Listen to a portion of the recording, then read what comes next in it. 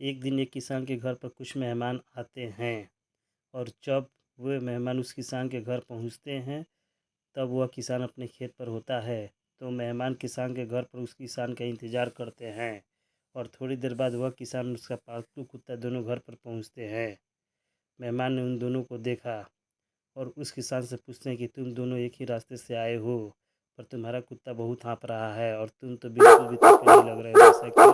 तभी वो किसान उन्हें बताता है कि हम दोनों एक ही रास्ते से आए हो और लेकिन मैं सीधा घर पर आया हूँ। फिर इस कुत्ते को रास्ते में अगर कोई दूसरा कुत्ता मिलता था तो ये पहले इसके पीछे भागता और फिर मेरे पास आता और ये पूरे रास्ते में यही करता रहा, इसलिए इतने ज़्यादा थका हुआ लग रहा है। देखिए कहानी इतनी इंटरेस्टिंग नहीं लग रही होगी आपको, लेकिन इसकी जो सीख है ना वो बहुत बड़ी है। आप में से कई सारे लोग हैं जिनके सपने बहुत बड़े हैं।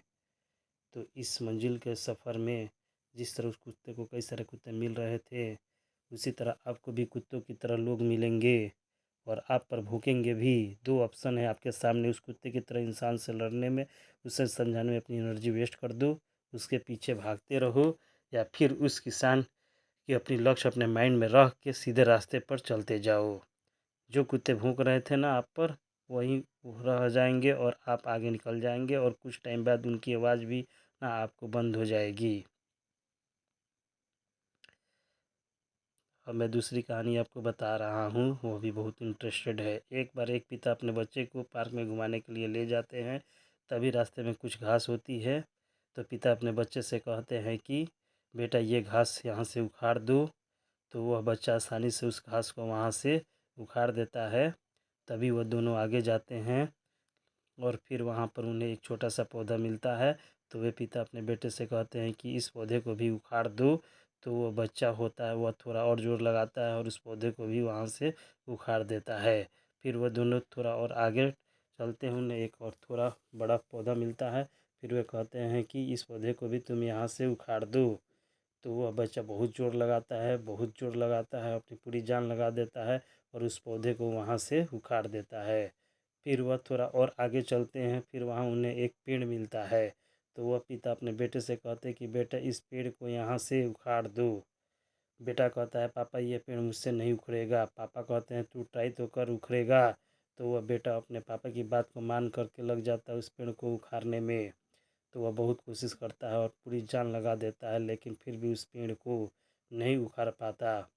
तब वो अपने पापा से कहता है पापा ये पेड़ मुझसे नहीं उखड़ रहा है।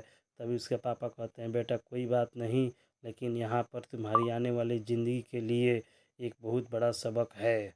जैसे जैसे तुम्हारी उम्र बढ़ती जाएगी तुम कई सारी शिकार हो सकते हो। शुरुआत में उस घास की तरह होगी, लेकिन टाइम के साथ में तो उस छोटे पौधे की तरह बन जाएगी, फिर बड़े पेड़, और फिर उस पेड़ की तरह उन बुरी आदतों को आगे टाइम नहीं मिलेगा, नहीं उखाड़ होगा।